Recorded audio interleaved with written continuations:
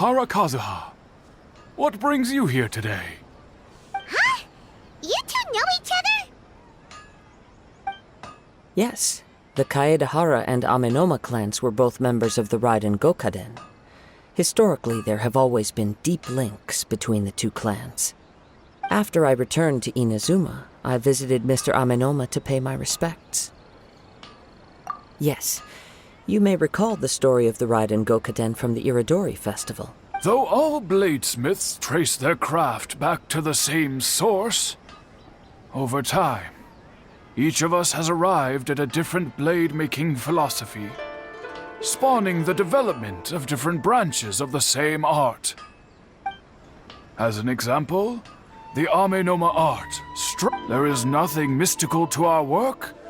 There is only practice, day in and day out, until both body and mind have memorized the craft, turning each motion of every technique into an intrinsic part of the bladesmith's life. As for the art of the Kaedehara clan, I believe it's called the Ishin art. That's right.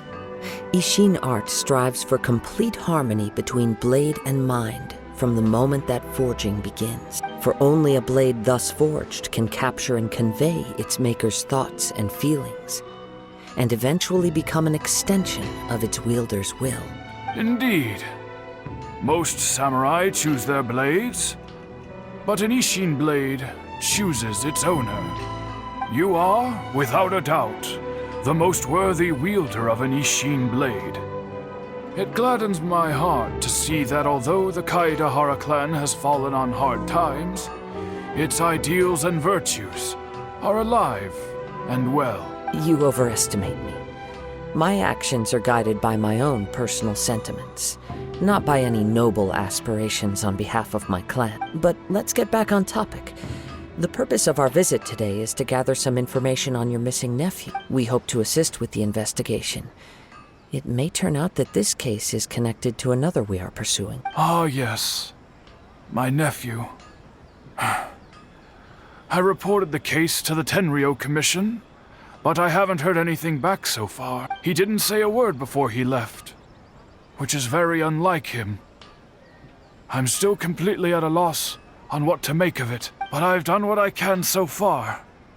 Worrying is futile. We heard that there was a collector involved in the disappearance. Yes.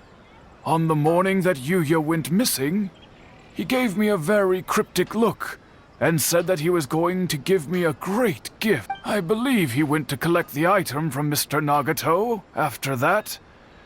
The next thing I heard was that a fire had broken out at the warehouse. And yes, strange, isn't it? I wonder what could have caused it. Unfortunately, there was... Do you have any thoughts on what Yuya may have wanted to give you? If I had to guess, it must have been some kind of rare weapon. Otherwise, there would have been no reason for him to get my hopes up. He's never been particularly interested in blade forging, but has always had a fondness for blade testing, and can sense even the most minute differences in blade quality. He is extraordinarily talented in martial arts, particularly when it comes to the art of the sword. Truth be told, we have some information that you may find to be objectionable. The person we are looking for, he attacked this friend of mine. Based on the evidence we have gathered so far, only Yuya seems to match the suspect's profile. What? No. Absolutely impossible. Yuya is not that kind of person. He is humble and kind. Even his training is done with the goal of calming his mind. He has never gotten into a fight before.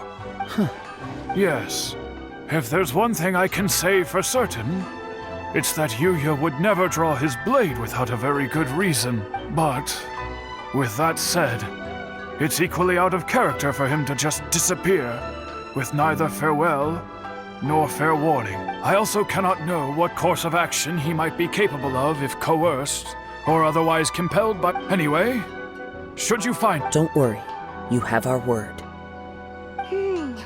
From the sound of that, Paimon doesn't think Yuya was the one who attacked us as well. Yes. It sounds as if something happened when the two men met each other. Let's pay a visit to the Nagato household.